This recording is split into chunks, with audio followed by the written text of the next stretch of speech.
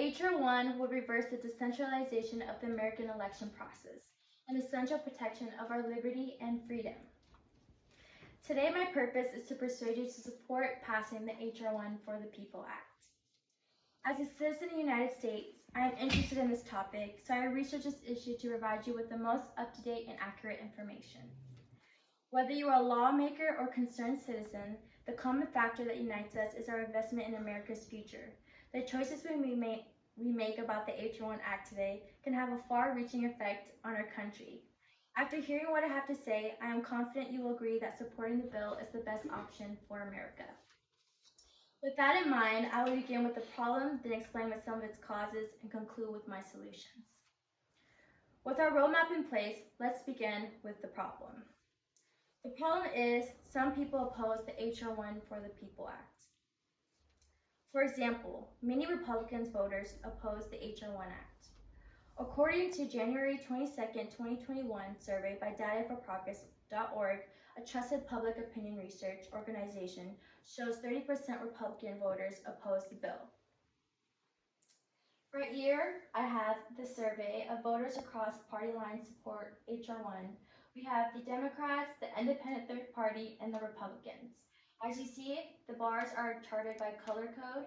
The bright red and the solid red are somewhat opposed and strongly opposed. As you can see, Republicans, 19% somewhat opposed, and then 11% strongly opposed, which totals up to 30%. Another example is the number of Republican lawmakers who oppose the HR1 Act.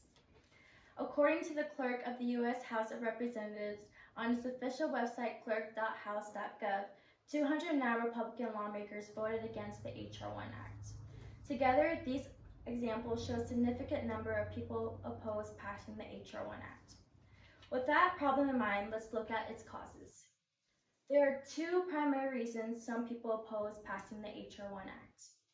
The first reason comes from believing the HR1 for the People Act would weaken election security and integrity.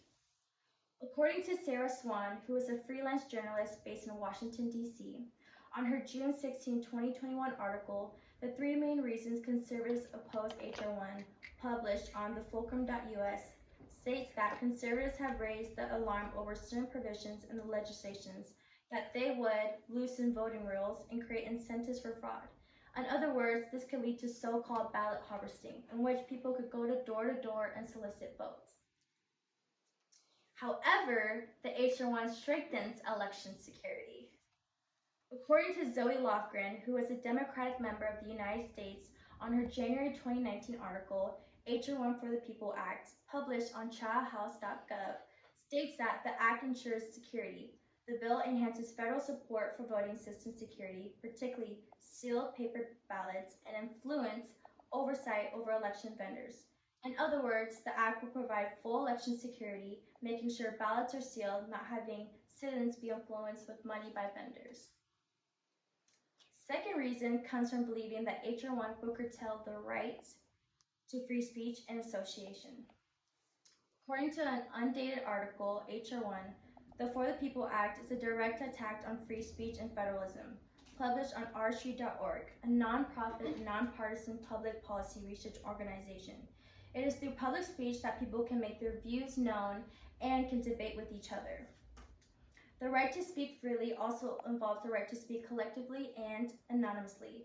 The HR1 Act only adds to the labyrinth of laws and regulations that govern spending money on political causes, and it should be opposed for that reason alone. In other words, some people oppose the HR1 Act because it removes anonymity, which is another way of saying it hinders free speech. However, HR1 does not curtail free speech. According to the article, How HR1 Will Help Us Achieve a Government for the People, on January 4, 2021, published on campaignlegal.org, a nonprofit government watchdog group in the United States, the HR1 would restructure the agency so that it can function as an effective watchdog. Having an effective FEC will ensure that laws increasing transparency and protecting the voices of everyday Americans will be enforced. In other words, the HR1 does not curtail free speech. Instead, it's giving the people a voice by making them feel valued and heard. When there has been a debate or an issue going on around us, we will know that the people's voices will come first. With that problem in mind, let's turn to my solution. The first benefit is giving incarcerated people the ability to vote so they can feel included within society.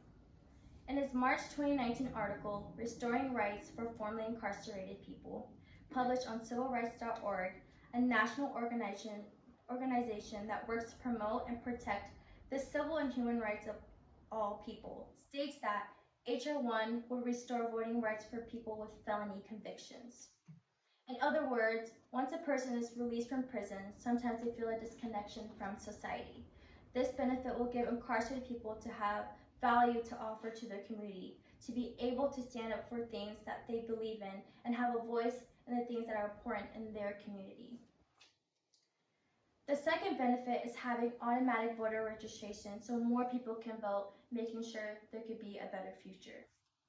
According to Ella Nelson, that previously covered campaigns in Congress and worked at the Concord Monitor newspaper in New Hampshire, where she covered Bernie Sanders and Donald Trump, on her March 3, 2021 article, House Democrat Massive Voting Rights Bill Explained, published on Vox.com, creates new national automatic voter registration that asks voters to opt out rather than opt in, ensuring more people will be signed up to vote. In other words, the United States has one of the lowest turnout rate. So with the automatic voter registration, it is making sure that more people are voting. With doing that, it will have an increase on having people have a voice to create a better future for each and one of us. In conclusion, we must support the HR1 for the people. Let's review what we learned today. First, we learned the problem is some people oppose the HR1 Act, as evidenced by the number of Republican voters and Republican lawmakers who oppose the act.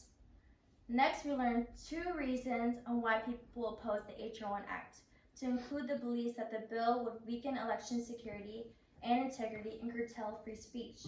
However, we now know the HR1 Act strengthens election security and does not curtail free speech. Finally, we learned the solution, which is opposing HR1 offers 2 primary benefits. The first benefit is giving incarcerated people the right to vote so they can feel included within society. The second benefit is having automatic voter registration so more people can vote and resulting to a better future. Let's come together where we all have a bolder voice and have our needs come first. Come join me to sign this petition to approve the HR1 Act for a better future where we are important for once.